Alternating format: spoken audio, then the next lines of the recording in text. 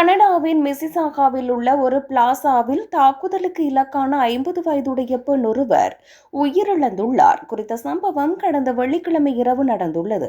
இதன்போது இரவு 8 மணியளவில் போலீசார் சம்பவ இடத்திற்கு அழைக்கப்பட்டனர். அதிகாரிகள் வந்தபோது தாக்குதலுக்கு இலக்கான பெண் பலத்த காயங்களுடன் இருப்பதை கண்டனர். இதனையடுத்து அவர் அருகில் உள்ள வைத்தியசாலைக்கு கொண்டு செல்லப்பட்ட போதும் சிகிச்சை பலனின்றி உயிரிழந்தார். போலீசார் இன்னும் உயிரிழந்தவரின் அடையாளத்தை உறுதிப்படுத்தவில்லை. இந்த நிலையில் சம்பவம் நடந்த சிறிது நேரத்திலேயே 50 வயதுடைய நபரொருவர் கைது செய்யப்பட்டார். கொல்லப்பட்டவரும் சந்தேக நபரும் ஒருவருக்கொருவர் தெரிந்தவர்கள் என போலீசார் கருதுகின்றனர். எனினும் தாக்குதலுக்குள்ளான காரணத்தை போலீசார் இன்னும் கண்டுபிடிக்கவில்லை.